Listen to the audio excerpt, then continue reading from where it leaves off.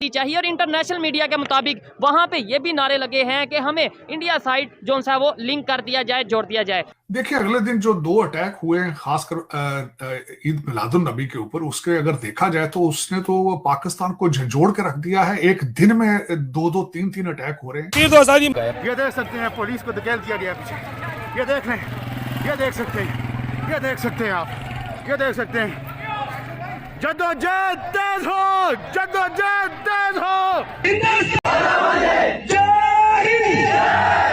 मुजफ्फराबाद ताजर रहनुमाओं की गिरफ्तारियों के खिलाफ एहतजाजी मुजाहिरा। पुलिस और मुजाहिरीन में तसादुम, पथराव से डीएसपी समेत 3 पुलिस एहलकार जख्मी हो। लाठीचार्ज, मुजाहिरीन को मुंतशिर करने के लिए शेलिंग। मुजफ्फराबाद में लेकिन जो मैं समझ रहा हूं, जो इस चीजों में तेजी आ रही है, खासकर इस चीज को, इसको सीरियस लिया गया, इसके बारे में मीटिंग्स हुई। किससे आजाद प्रोटेस्ट धरना दिया गया है जिसमें ये नारे लगे हैं कि हम लेके रहेंगे आजादी। पाकिस्तान की पब्लिक से बात करेंगे कि आज पाकिस्तान साइड कश्मीर, जिसे हम आजाद कश्मीर कहते हैं, वहां पे फिर से आजादी के नारे लग रहे हैं।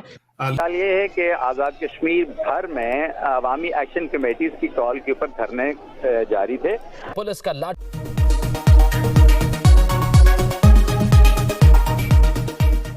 जय हिंद, वंदे मातरम। दोस्तों विजय भारत चैनल में आपका स्वागत है। दोस्तों, हम आपके लिए लेके आते हैं पाक मीडिया की लेटेस्ट खबरें। मांगेगा ना, सीधी बात है ना, क्योंकि पाकिस्तान कुछ दे नहीं रहा है उसको। पाकिस्तान उसको जो है ना, क्या ना, मार रहे हैं वो खुद ही पाकिस्तान उसको खराब कर रहा है। ये आज़ादी तो मांगेंगे। गिलगित में भी लोग जो है ना तहरीक उठ रही है, के में भी उठेगी। अब तुम देख लो, ये हर तरफ पंजाब में भी उठेगी। अब ये इन्होंने जिधर तक आवाम को लेके जा रहे हैं ना, ये पंजाब भी देखो इंशाल्लाह उठेगा। तो मुझे इट वाज शॉकिंग फॉर इस वक्त पूरे पाकिस्तानी कब्जे वाले जम्मू कश्मीर में सिविल डिसोबीडियंस की जो तहरीक शुरू हुई थी, वो अब इनकलाबी रुख इख्तियार करती जा रही है। हर शहर में पुलिस और अवाम के दरमियान तसादम हो रहा है। कई जगहों पर पुलिस लाठीचार्ज करती हुई दिखाई देती है, टीयर गैस फेंकती हुई दिखाई देती है, और फिर कई जगहों पर पुलिस भागती हुई और पीछे नौजवान पत्थरबाजी करते हुए और टीयर गैस के शेल उठाकर वापस उनकी जानिब फेंकते हुए नजर आते हैं।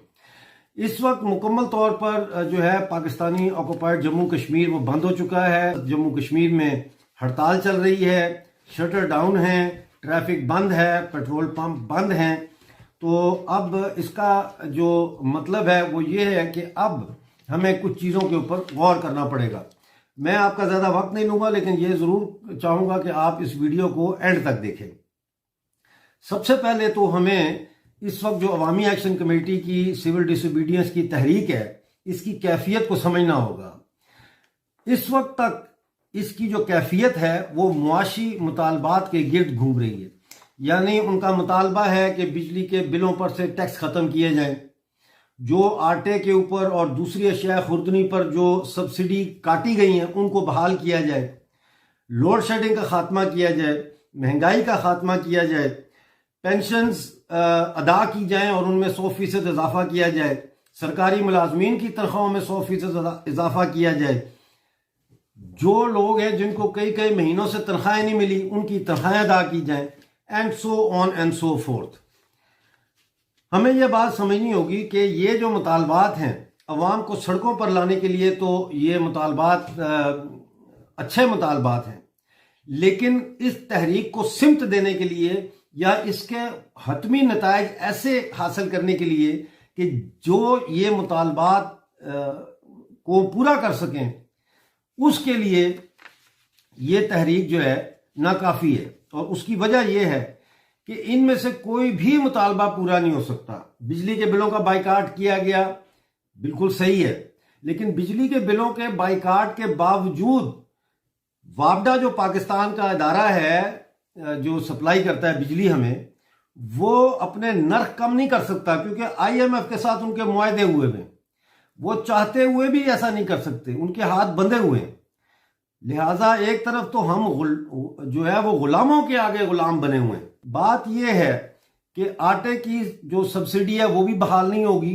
बिजली के बिलात पर जो टैक्सेस लगाए गए हैं वो थोड़े बहुत रद्दोबदल उनको किया जाएगा, लेकिन फिर कान जो है वो दूसरी तरफ से पकड़ने की कोशिश की जाएगी, यानी वो किसी और तरीके से ये पैसा हमसे निकालेंगे। इसी तरह हमारी जो ज़मीनी वसाइल हैं, खरबों रुपए की जो मादनियात हैं, हमारा पानी है ब्लू गोल्ड, उसके ऊपर जो हमारा इख्तियार है। मंगला डैम की बिजली जो है और दूसरे जो हाइड्रो पावर प्रोजेक्ट्स की जो बिजली है उस पर जो हमारा कंट्रोल है, और इसी तरह से जो 39 ग्रिड स्टेशन है पाकिस्तानी ऑक्युपाइड जम्मू कश्मीर के, उनका जो कंट्रोल है वो बदस्तूर पाकिस्तान के पास ही रहेगा। अगर, यहां पे एक लफ्ज आता है अगर, इफ हम इस तहरीक में नए मुतालबात मुतारफ नहीं कराते अब इसको आगे लेके जाने के लिए, तो फिर ये गिरफ्तारियां होंगी, मारपीट होगी, फौज भी आ सकती है सड़कों पे, और इसको कुचल दिया जाएगा।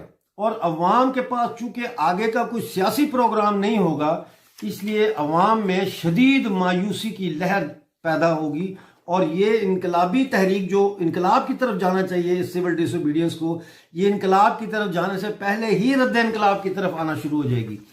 ये समाज की हरकत के कवानीन है, यानी समाज मुख्तलिफ अदवार में कैसे आगे या बढ़ता है या पीछे हटता है, उसके कवानीन हैं ये।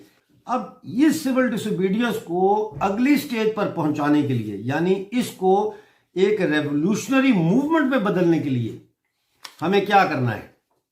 सबसे पहले तो हमें अब अपने मुआशी मुतालबात से आगे बढ़कर सियासी मुतालबात करने होंगे, जिनमें सबसे पहला मुतालबा वो है गो अनवार गो का मुतालबा। यानी जब हम कहते हैं गो अनवार गो, तो उसका मतलब ये है कि हम ये जो पूरी सरकार है इसके इस्तीफे का मुतालबा कर रहे हैं। यानी अवाम ने इस पीओजेके की जो हुकूमत है इस पर अदम एतमाद का इजहार कर दिया है, ठीक है ना। तो एक तो ये नारा बहुत जरूरी है, और दूसरा नारा जो है वो इक्तदार अवामी कमेटियों को मुंतकिल किया जाएगा नारा होना चाहिए।